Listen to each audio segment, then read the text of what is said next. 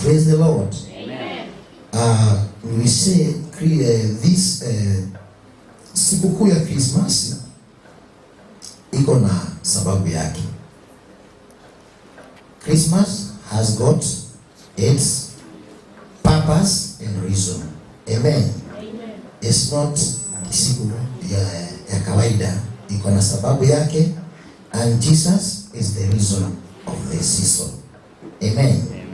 Yesu ndiye sababu ya majira haya. Hallelujah. Amen. Praise the Lord. Amen. Kwa hivyo we don't have this service underscore no other issue. Ni ibada tu ya kukumbuka kuzaliwa kwa Mwokozi Yesu Kristo. Hallelujah.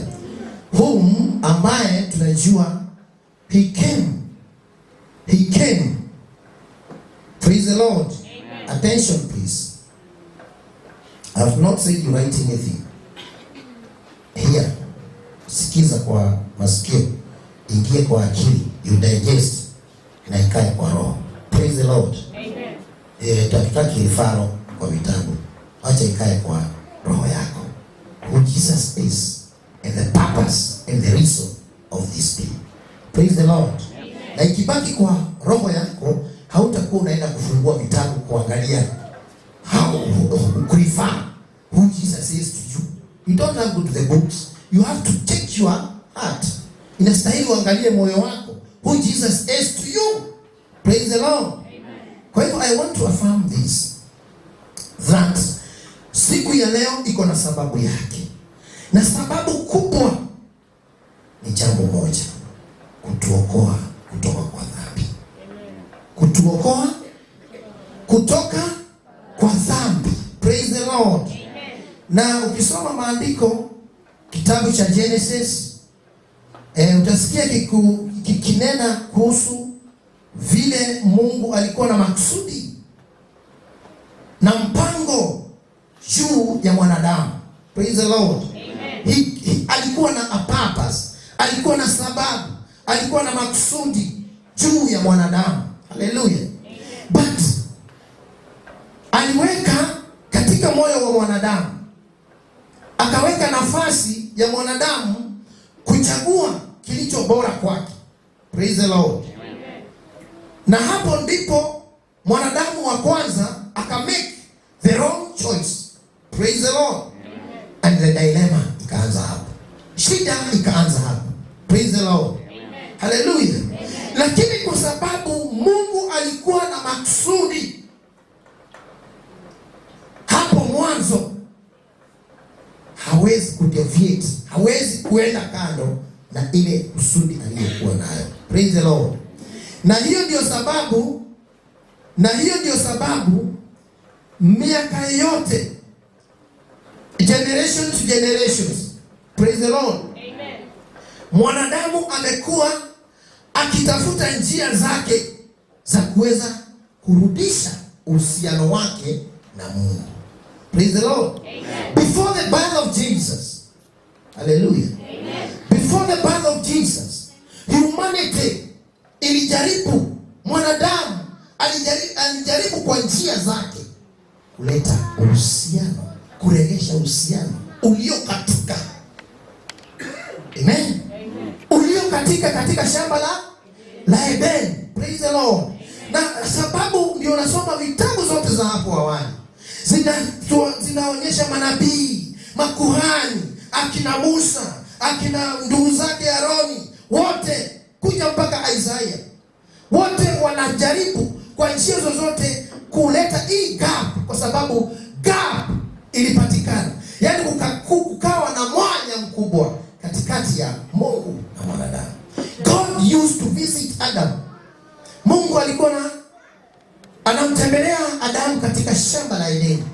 Lakini alipofanya uamuzi wa kutenda dhambi, wa kuenda kinyume na mapenzi ya Mungu, hiyo nafasi ya ushirika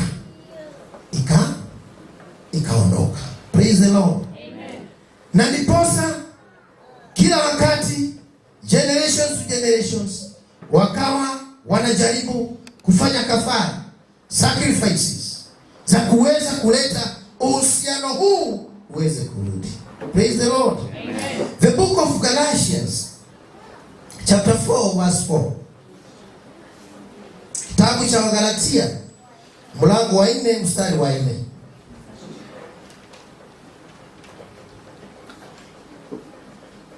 Galatians chapter 4 verse 4.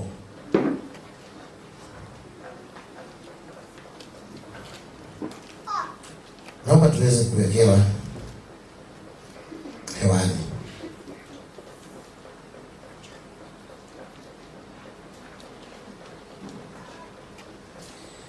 Tunasoma Galatia mlango wa 4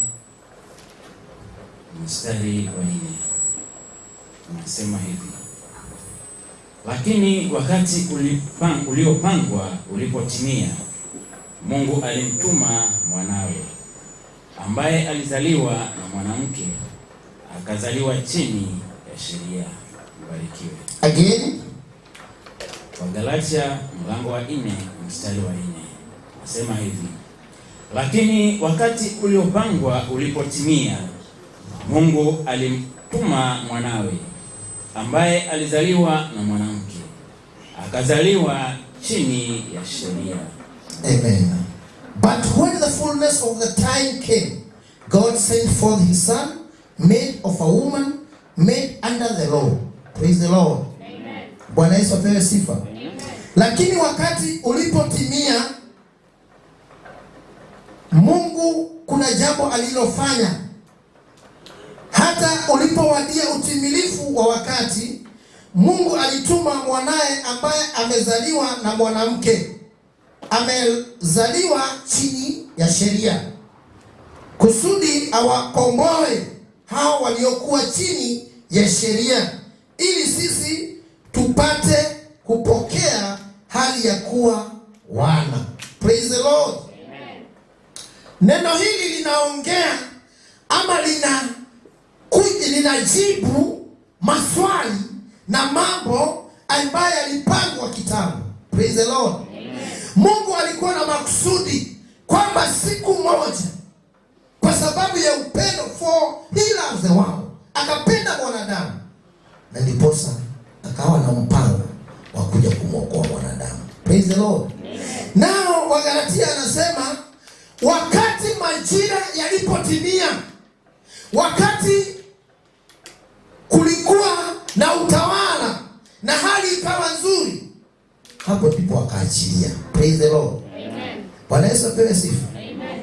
Kitabu cha Yohana Mtakatifu mlango wa 1 mstari wa 1 mpaka mstari wa 5.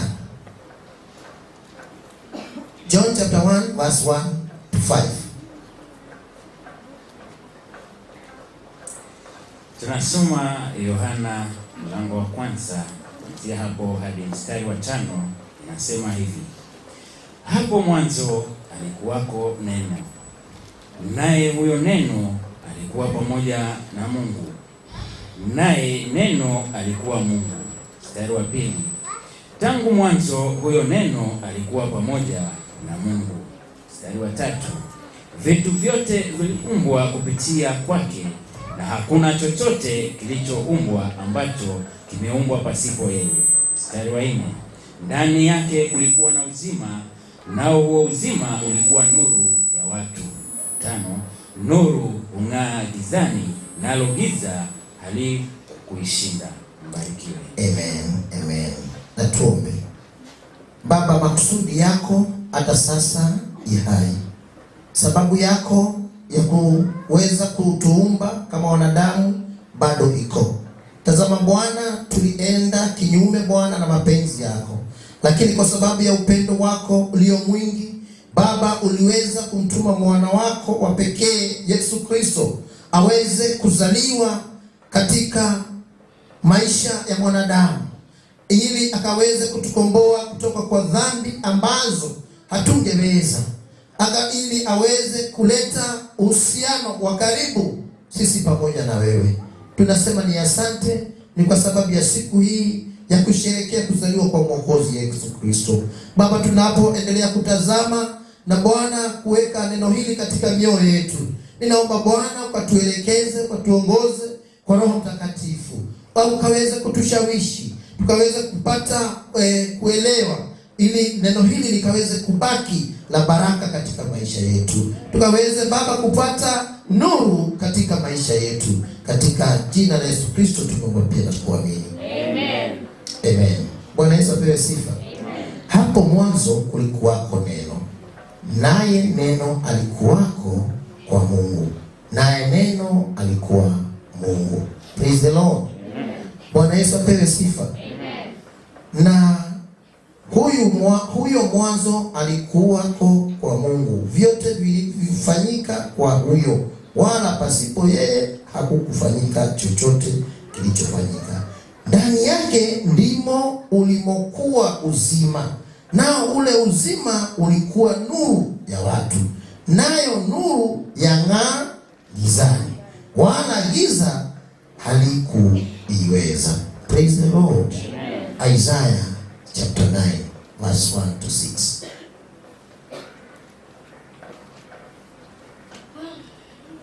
Isaiah chapter 9 verse 1 to verse 6. Tunasoma katika kitabu cha Isaya mlango wa 9 mstari wa 1 hadi 6. Inasema hivi: hata hivyo hakutakuwa huzuni tena kwa wale waliokuwa katika dhiki.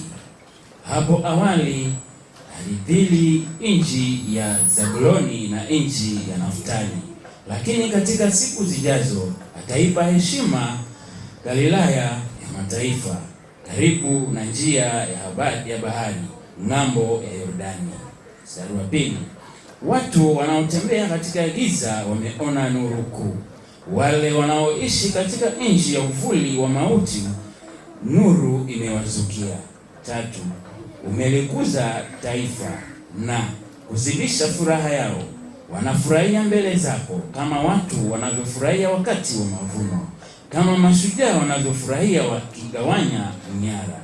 4: kama vile siku ya kushindwa kwa Wamidiani, umevunja nira iliyowalemea, ile ngogo mabegani mwao na fimbo ya aliyewadhulumu.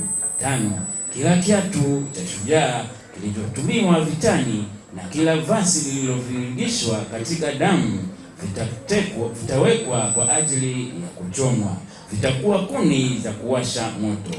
6: kwa maana kwa ajili yetu mtoto amezaliwa, tumepewa mtoto wa kiume, nao utawala utakuwa begani mwake, naye ataitwa Mshauri wa Ajabu, Mungu mwenye nguvu, Baba wa milele, Mfalme wa amani. Mbarikiwe. Amen. Amen. Praise the Lord. Amen. The child who has changed everything. A child who has changed our perception.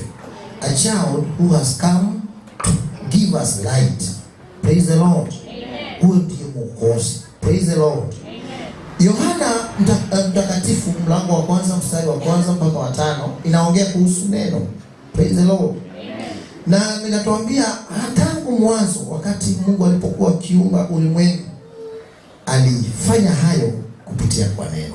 Praise the Lord. Na neno lilikuwa ni nani? Ni Mungu. Praise the Lord. Na neno lilikuwa na nani? Na Mungu. Bwana Yesu apewe sifa. Mwanadamu nikakwambia akaumbwa na akawekwa katika nyumba ya shamba la Edeni.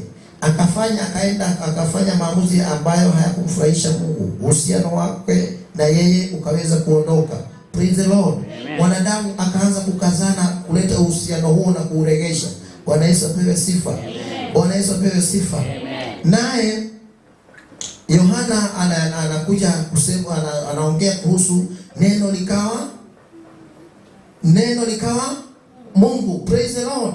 Manabii wote ambao walinena kuhusu Yesu Kristo walitumia neno. Praise the Lord. Akina Zakaria, akina Isaiah, wote ambao waliprophesy about Jesus waliongea kuhusu neno. Praise the Lord. Wagalatia mlango wa 4 mstari wa 4 inakuja sasa kusema kwamba sasa lile neno ambalo lilinenwa sasa limekuja likawa. Praise the Lord. Sasa sio neno tena, bali sasa kwa sababu ya wakati umefaa,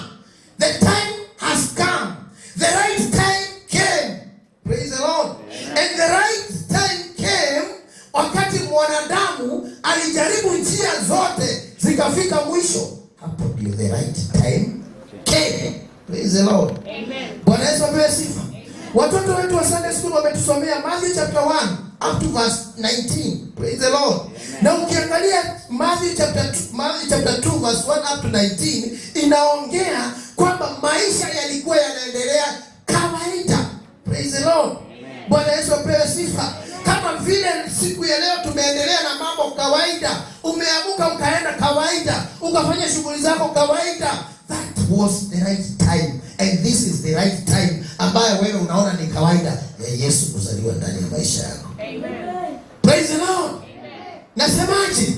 Hakuna jambo ambalo litafanyika kubwa sana ndio Yesu aweze kuzaliwa kwa maisha yako. Atiungojea hiyo siku, ile siku kubwa sana. This will be normal. Mambo yatakuwa yanafanyika kikawaida, lakini kwako nuru itakuwa imeangaza, nuru itakuwa imefika. Praise the Lord. Amen. Bwana Yesu apewe sifa. Things were happening as usual. Hallelujah. Na ndiposa unakuta mtoto amezaliwa. Praise the Lord. That night mtoto amezaliwa. Hallelujah. Watu wanatoka mashariki, all the way from the east. Wao wanajua, they have the prophecy that the Lord is being born. Bwana Yesu apewe sifa. Hallelujah. Na akazaliwa na hawa wenye mahali ambapo hawajui.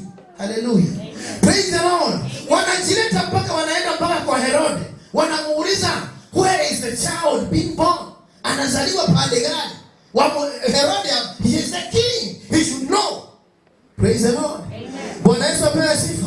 But Matthew, the king does not know. These are maisha yanaendelea tu. Anatawala tu. Lakini hajui Kristo amezaliwa. Bwana Yesu apewe sifa. Kwa hivyo wewe uko na nafasi nzuri sana. Hallelujah. Bwana Yesu apewe sifa. Neno linatuambia vizuri. Maisha yakaendelea kama kawaida. Mamajusi wa mashariki wakatoka kwao wakiwa na habari, wakiwa wamebeba zawadi za kumletea mtoto, because they are sure the son has been born. Praise the Lord. Amen. Bwana Yesu apewe sifa. Wakapita, nyota inawaelekeza. Hallelujah. Wakapata prophecy, usirudie huko kwa sababu ako na mambo mabaya kuhusu huyu mtoto. Praise the Lord. Amen. Hallelujah. And that was the right time. Huo ndio wakati uliokuwa sawa. Wakati kuko na threat, wakati maisha yako yako under threat, wakati unatishiwa, huo ndio wakati mzuri wa mtoto kuzaliwa. Praise the Lord. Ukisoma kitabu cha Isaiah chapter 9 verse 1 up to verse 6 ambayo tumesoma, Isaiah aliprophesy 700 BC before Christ. 700 years before Christ.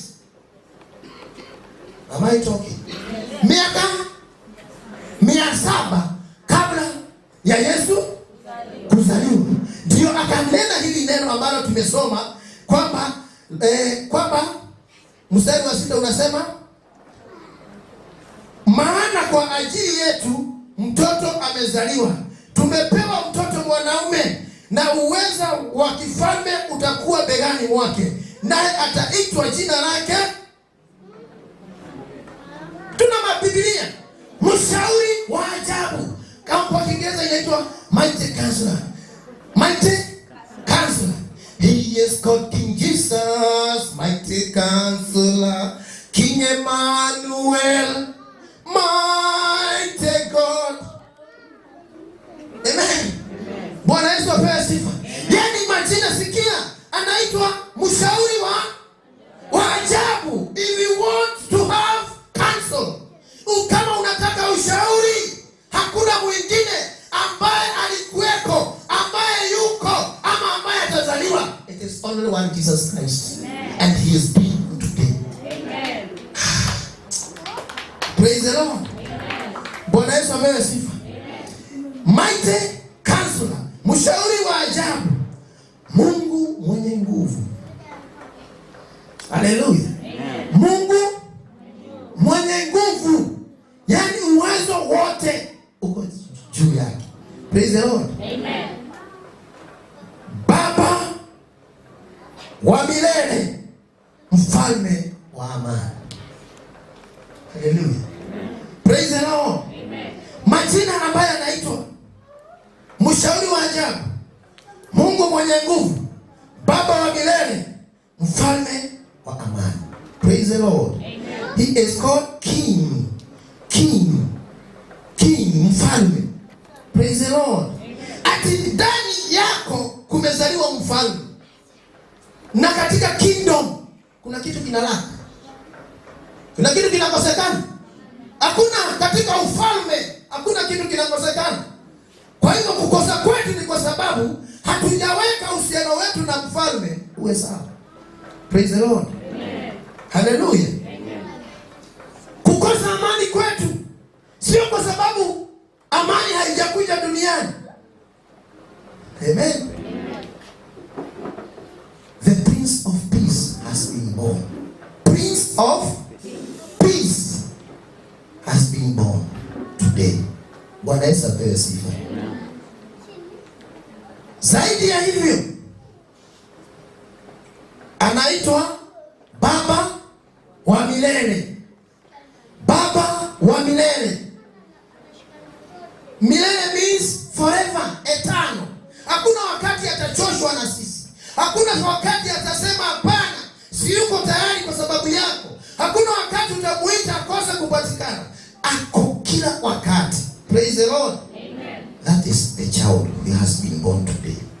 Bwana Yesu apewe sifa. Amen. Huyu ndiye mtoto ambaye amezaliwa siku ya leo katika maisha yetu. Bwana Yesu apewe sifa. Amen. Mstari wa 6 chapter 9, Isaiah chapter 9 verse 6 inasema hivi: maana kwa ajili yetu mtoto amezaliwa, tumepewa mtoto mwanaume, na uwezo wa kifalme utakuwa begani mwake, naye ataitwa jina lake Mshauri wa Ajabu, Mungu mwenye nguvu, Baba wa milele, Mfalme wa amani. Praise the Lord. Amen. John chapter 1 verse 5 inasema hivi, kitabu cha Yohana Mtakatifu, na tumesomewa tayari, tumesomewa, kurudia tunarudia. Imesema hivi, na Kiswahili cha Biblia ya DM iko sawa sana. Naomba utusomee mstari wa 4 na 5. Yohana Mtakatifu mlango wa kwanza mstari wa 4 na 5.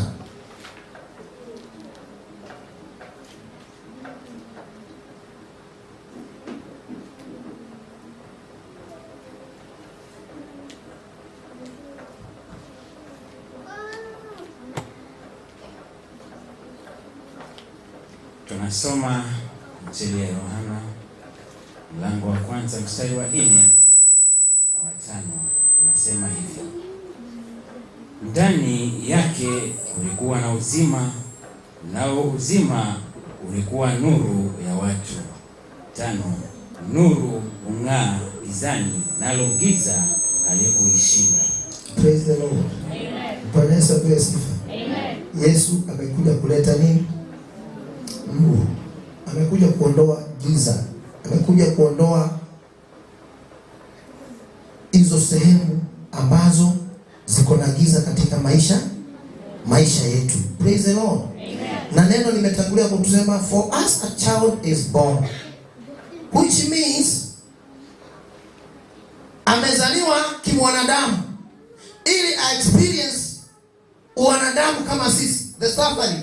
Praise the Lord. Amen.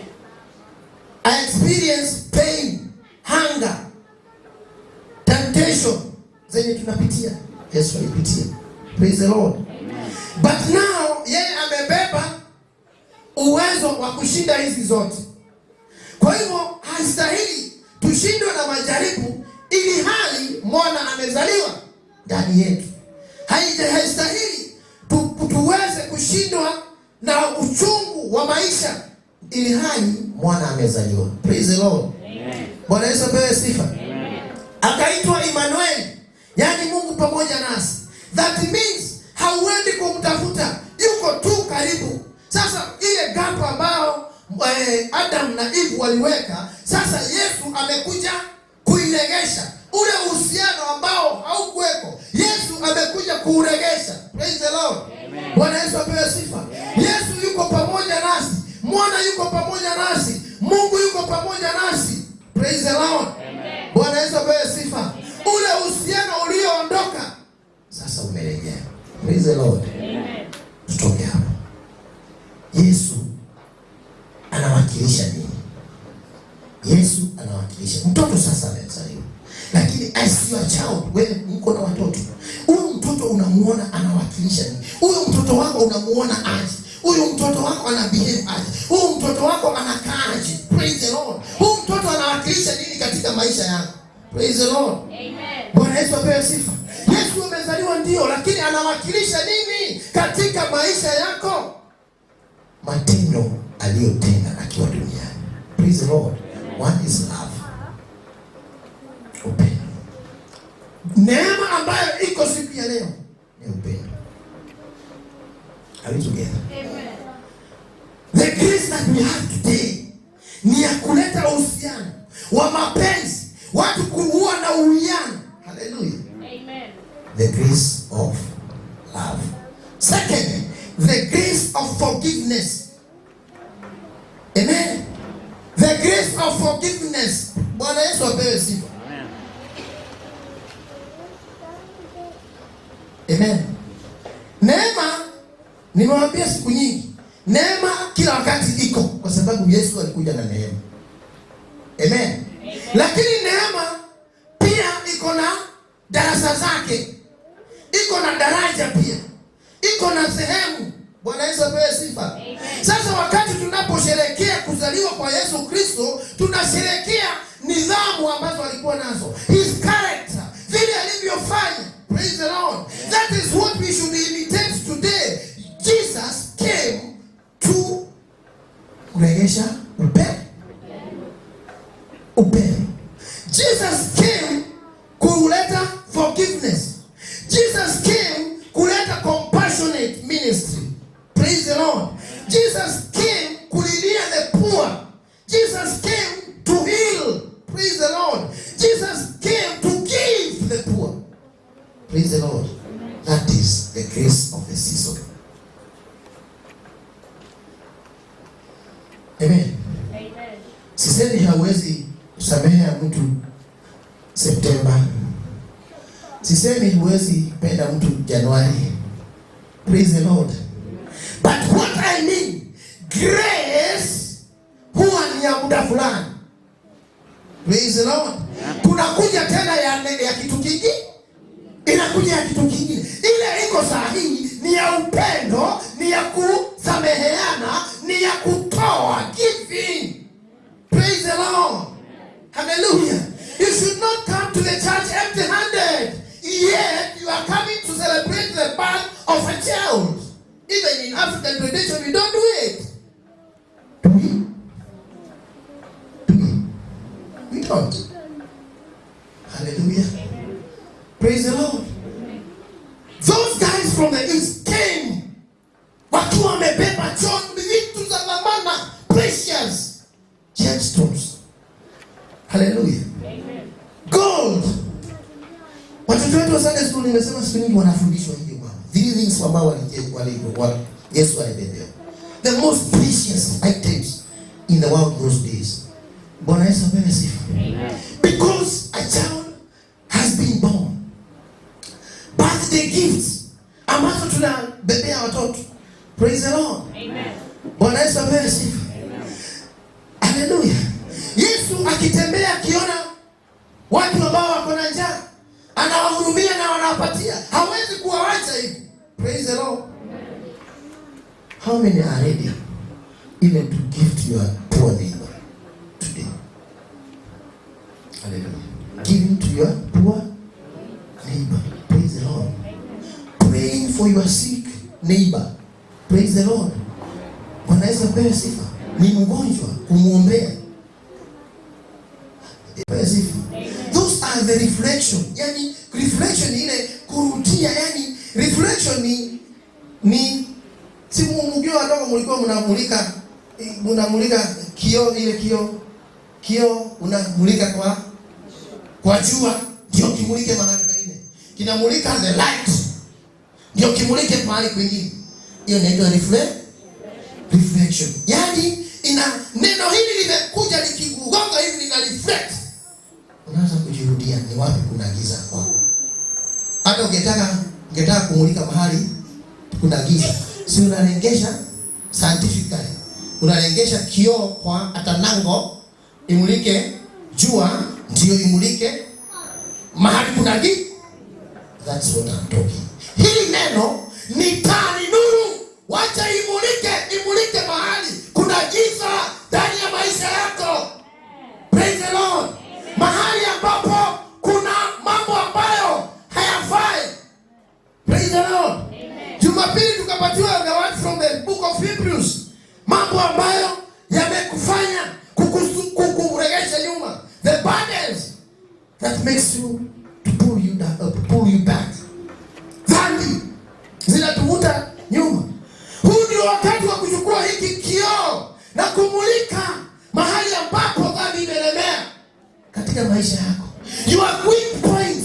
Ni wakati sasa, yaani mahali ambapo umelegea, hauna nguvu, udhaifu wako. Ndio sasa Mwokozi amezaliwa kama nuru ili utumie hiyo nuru kumulika sehemu za maisha yako zilizo na giza. Praise the Lord. Amen. Opportunity tunaziitanga katika biashara. It's opportunities. Sivyo? Lakini hapa ni neema imekuja. Tuitumie opportunity kwa biashara. Usipoitumia, it can't go. Na inakuta wapi? Hapo inaenda. Neema nayo ambayo iko wakati huu, this festive season ya Christmas, ni neema ya compassion ministry, ya forgiveness. Mtu mwenye yani mtu ambaye haungefikiria mtarudia. This is the time, because neema iko. Unaweza kuwa wewe ulikuwa unataka kumsamehe, but from him, but now the grace is there. Give and take. Iko upande ule na iko upande huu. Praise the Lord. Bwana Yesu amesifa. Unaweza kuwa ulikuwa unataka kumsamehe mtu, wewe hauna shida, lakini yeye hajakubali. Now the grace is there. Amen. Because neema iko. Amen. Hata moyo wake uko sasa kupokea nini? Msamaha kutoka kwako. Hallelujah. Amen. Praise the Lord. Amen. That is the grace of the season. Amen. Kwa hivyo tumia hii neema ambayo iko leo, ambayo tuko nayo sasa, ili uweze kurekebisha mahali ambapo kuna giza katika maisha yako. Praise the Lord. Kwa sababu huwa tunaona tu mambo ya mwili, tunaona afya, biashara, lakini tuangalie mioyo yetu. The weaknesses of our heart.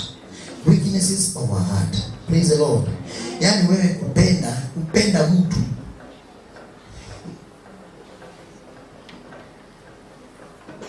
Sio ni ugonjwa wa moyo. Wewe wa kiroho. Kupenda mimi, yani nipende. I don't know kama I mean upendo wa Kristo. Yaani ukiwa kanisani, uone huyu ati ni mweusi, unamuona tu ni Mkristo mwenzako, uone weusi wake. Praise the Lord. Lakini kama macho yetu ya kiroho yataona tu weusi, hakutakuwa na upendo. Praise the Lord. Kwa sababu sasa tumeketia kiti cha nani? Cha Mungu kufanya judgment. Hafai. Sifai kuwa na uhusiano na huyu kwa sababu yeye ni mweusi. Weusi I mean njia zake hazi kwa maoni yangu. Praise the Lord. Bwana Yesu asifiwe. Kwa hivyo haya ndio mambo, dark spots ambazo tunastahili tuziangalie this festive season, ambayo neema ya hayo mambo ambayo tumetaja na yale mengine ambayo hatuwezi kuyakamilisha. Humility. Kiburi kimetumaliza.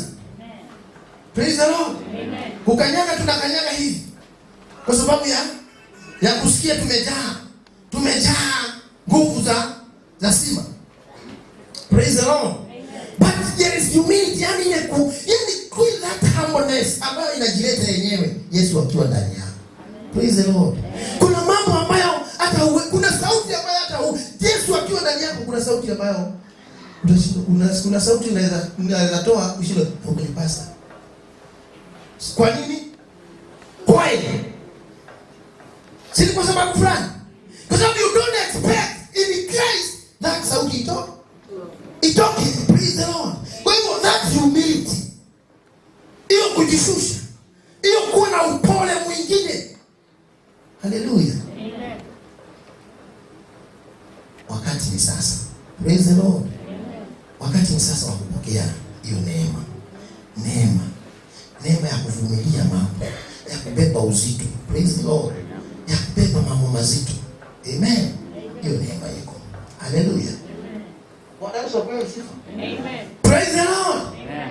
And now finally, baada ya kuangazia haya mambo yote, reflection ya mambo ambayo Yesu alifanya, mambo ambayo alitenda, vile alilia maskini, akiingia mahali akishinda na watu akiwahubiria, baadaye anawaona ni wanyonge hawana chakula, anawapatia chakula. Akienda upande ule anakutana na mtu mwenda wazimu, pia anamtoa hiyo maroho. Akienda pande hii nyingine anakutana na shida nyingine tofauti. Anafanya hizo kazi zote. Praise the Lord. Hallelujah. Lakini hata kama pia angefanya hizo kazi zote na akose jambo moja kulifanya, ingekuwa bado hatuko kamili. Nalo hili jambo ndio tunasema kufa msalaba. Na kabla ya kufa akasema fanyeni hivi ili muwe mkinikumbuka. Praise the Lord. Amen. Season 2 our service. Amen.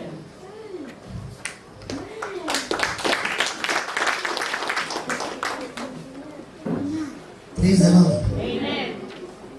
Haya nimekutolea kuanzia kuzaliwa, maksudi ya kuumba mwanadamu. Nikakuleta shida ya mwanadamu. Nikakuleta mwanadamu kujitoa kwa dhambi. Nikakuleta mpaka wakati uliotimia wa mwanadamu kurejeshewa uhusiano na Mungu. Praise the Lord. Nikaja nikakuleta mpaka vile Yesu alikuja kufanya mambo kadhaa ili tuweze na sisi kuiga hayo mambo katika maisha yetu. Lakini baadaye haingetosha hayo yote bila ya yeye kupatiana moyo wake, kupatiana maisha yake ili dhambi zetu zipate msamaha. Praise the Lord. Amen. Na ndiposa akasema fanyeni hivi ili muwe mkikumbuka matendo niliyofanya nikiwa duniani, njia nilizoenda katika dunia, mambo ambayo nilitimiza katika dunia, maksudi ya Mungu wetu katika maisha yenu. Praise the Lord. Amen. Tumishi wa Mungu, karibu sana.